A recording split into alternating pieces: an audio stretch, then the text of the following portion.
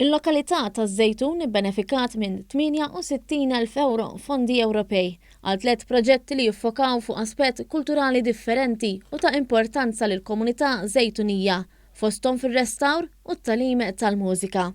Fi żjara li għamel il-Ministru fih dan l-uffiċċju tal-Prim Ministru Carmelo Abela fil-belt fin-Nofsinhar ta' Malta seta' jara uħud mill-proġetti. Il-Ministru Abela żar il-Knisja Arċipretali ta' Santa Katerina fejn hemmhekk b'inizjattiva tal-Fratellanza tal-Madonna tar-Rużarju u bgħinuna ta' ftit aktar minn 10,000 euro ġie rrestawrat l-artal tal-Madonna tar-Rużarju kif ukoll żewġ gandlieri fuq l-istess artal.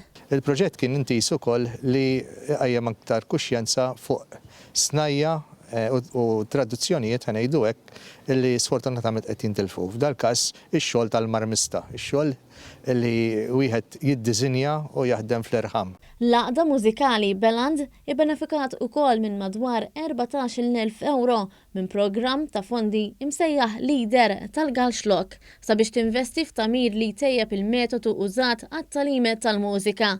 Ix-xiri ta' apparat professjonali għal fuq il-palk u apparat tal-awdjo li permezz tiegħu l-għaqda tejjeb il-kwalità tal-avvenimenti li torganizza matul is-sena. Komplejna nespandu wkoll nattiraw aktar studenti li llum jammontaw aktar minn 25 student u nħeġġu wkoll mużiċisti residenti tagħna jkomplu jistudjaw teorija fl-iskola tal-mużika tagħna tramite ukoll dan l-użu ta' dan l-smartboards. Il-Kunsill Lokali taż-Żejtun ibbenefika wkoll minn ftit inqas minn 40,000 euro fondi mill-Erasmus Plus fejn gruppi ta' żgħażagħ minn Malta, il-Polonja, il-Bulgarija u l-Latvja ħadu sehem f'attivitajiet iffukati fuq il-mużika u tradizzjonijiet nazzjonali.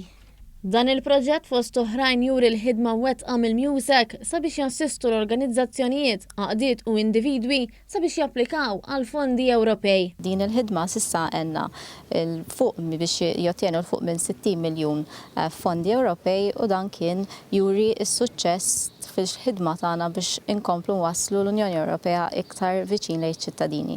Il-Ministru Abela saħaq li dawn huma għodda importanti sabiex jingħata valur akbar lir-riżorsi tal-għaqdiet żwieten u fuq kollox sabiex jibqa' jissaħħaħ aktar l-investiment fi tradizzjonijiet, fil-wirt u f'dak kollu li jikkaratterizza l-Maltin.